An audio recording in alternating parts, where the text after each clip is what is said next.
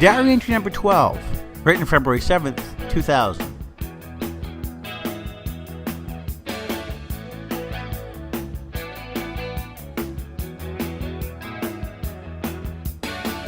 My recovery team was not all that comfortable with the idea of sending me back to the classroom so soon after the accident, but I was stubborn.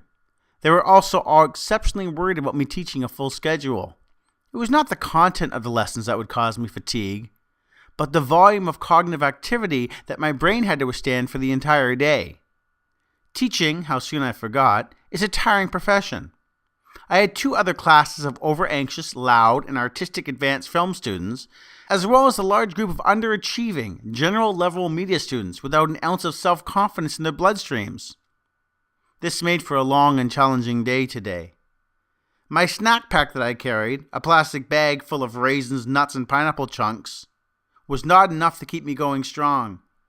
I distinctly remember a tired and tingly and floating sensation taking over my entire body today. These common sensations of fatigue to someone who has suffered a head injury are signals of exhaustion that must be dealt with.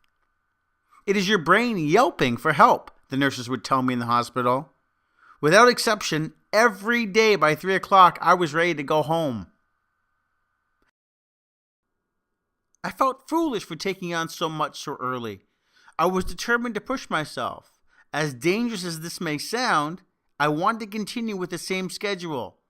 I could have easily gone to a part-time schedule with medical support from my doctors, but I was convinced that these sensations would subside in time.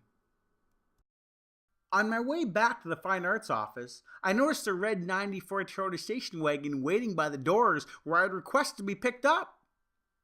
I requested to be picked up at 3:30. It was 3:15. The twin was early. This guy did not look like Harold, although the beard did look relatively familiar. I assumed that this was my way home. Lucky me.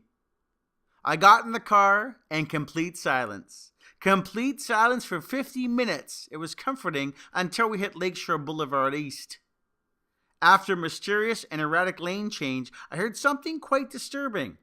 In the station compartment in the back of the car, under plastic tarp, the clicking of bottles was very evident. How could this be happening? A porn lover in the morning and a silent drunk driver in the afternoon. We arrived at my home, thankfully safe, and ingeniously, while getting my Bill Miles coat back on, I purposely dropped the sports section on top of the plastic orange tarp in the back of the car. When I reached back to retrieve my coat, I pulled the tarp far enough back to expose what I had expected, several full and empty beer bottles.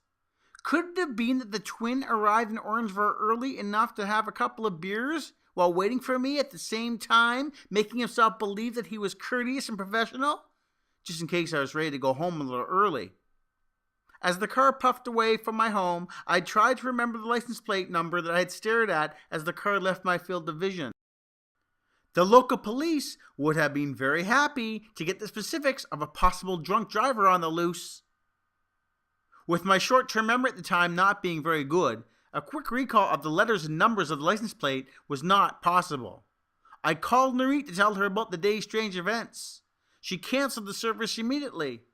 It was time for the Buckingham livery service.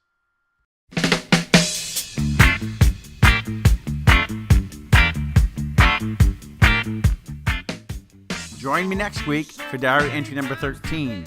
We're going to meet my chauffeur, Johnny.